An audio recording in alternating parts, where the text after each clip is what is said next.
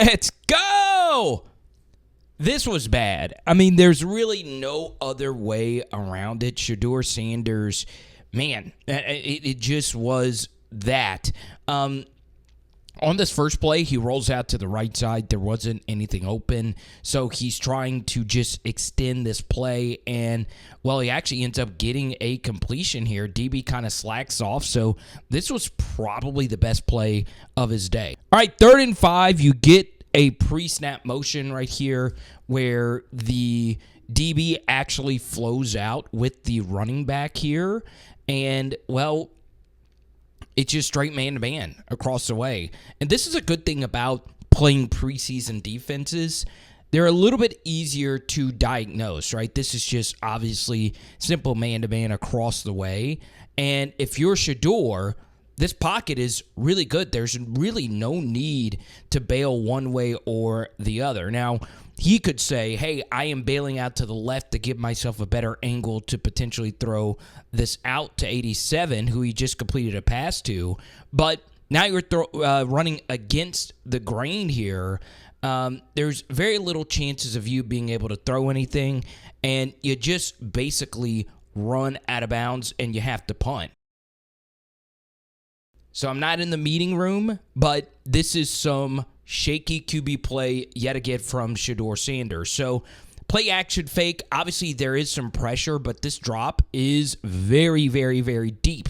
So in the offensive tackle's defense, we need the QB to step up and really help out your pressure. Now, here's the thing. If you're looking at this picture pre-snap, you have to think that the leaking tight end would be open, right? Because obviously this linebacker has to worry about this running back check down right here. So from where I'm sitting, this obviously is the easier throw, but I also don't mind Shedeur working the running back here.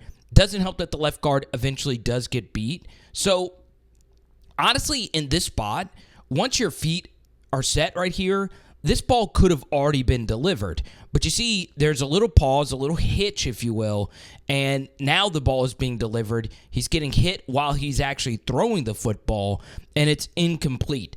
It still should have been caught, but it was a little hot, and the throw could have been a little better. All right, 3rd and 8, and this is obviously the worst camera angle to watch a football game.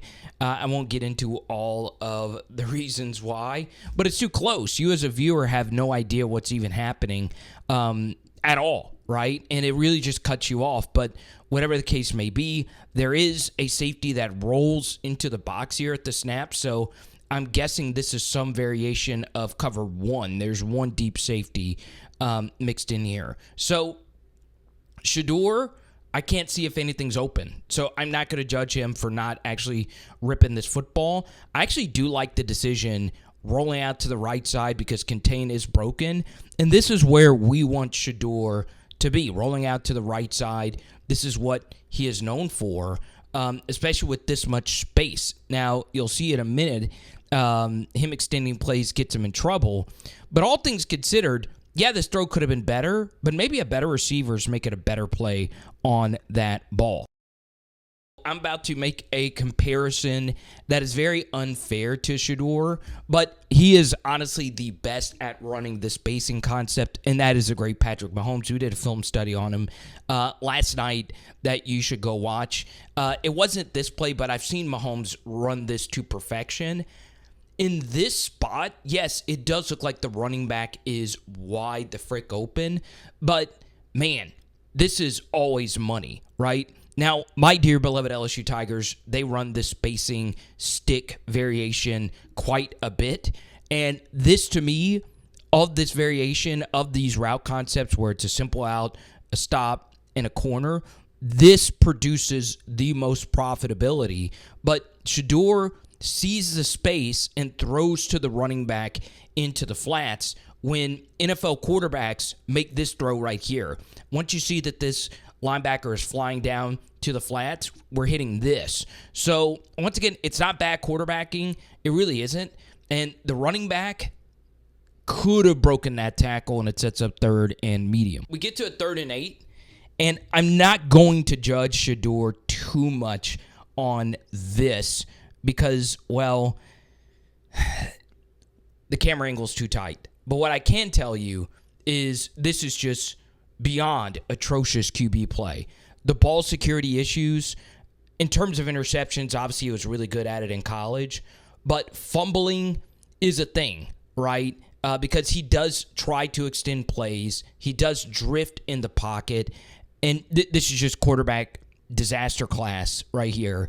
And you're up by 6, and now you give them the football in field goal range to at least cut it to a one-possession game and maybe take the lead. All right, so it's never good when you are with so many backups and the 2 wide receivers on the field, both are wearing jersey numbers in the 30s, okay? In college, this is normally a indicator of walk-ons, right? Which is essentially where we are right here. Now, just throw this. I mean, just throw it, okay? It's hard for me to see where the DB is, obviously, but we do a little spin move right here. No problem with that. Now let's just throw this away, or at the very least, just live to fight another down. And Shedeur, that was a burp, does just that right here on the rollout.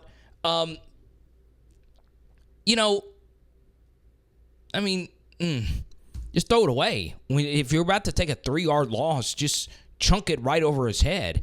It doesn't make a whole lot of sense there. Now, I got destroyed in my Carolina breakdown for this play that he got away with, where he drifted backwards and avoided a sack. And I said he's never going to be able to avoid that sack versus better competition, or you're not avoiding it enough of the time to justify it, right? And here he is, once again, just bad ball security, and 59 does a good job keeping contained. You see he's able to keep his feet, and Shedeur can't break this right here.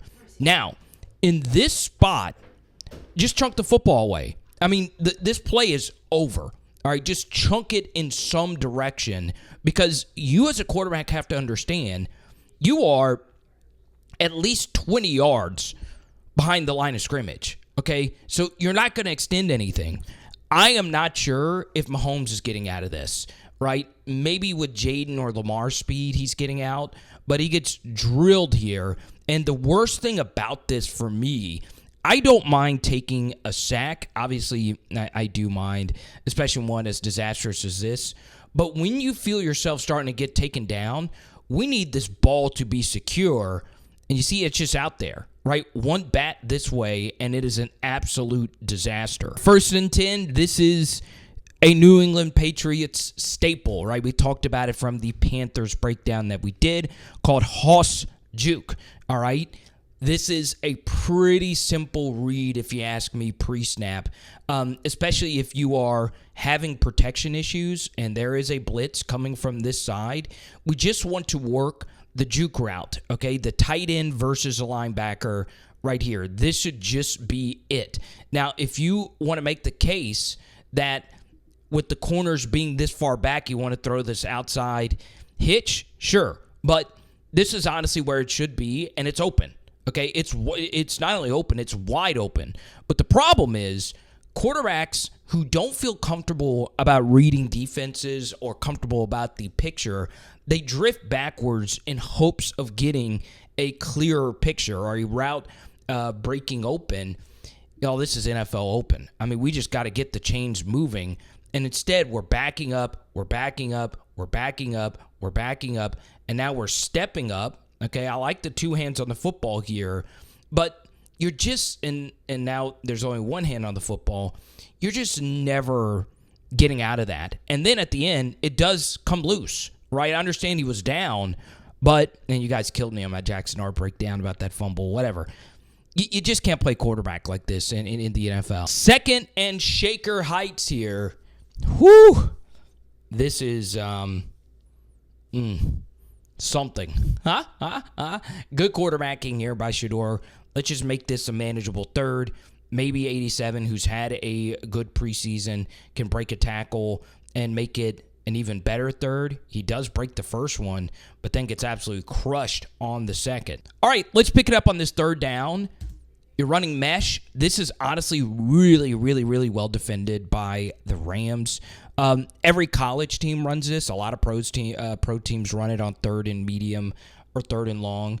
And the NFL, they're just so much better at passing this off. So 43 was man versus 87. Now he's picking up this drag. Now we need you to pick up this drag or the safety to pick down on this drag. And as you'll see, they are both covered. In this spot, though, if I'm Shedeur, I still prefer you to just throw one of these, okay? Once again, this drop is very deep, in my opinion, for mesh. And it's just so tough to play quickly when you're having to step up and you're dropping back this far. You QB coaches, feel free to correct me on that. So now we're running into a pocket of space right here, which is fine. But obviously, in many ways, we would prefer for you to reset to see if anything is open. And now we're in this spot. It's a difficult spot. We're getting sacked again.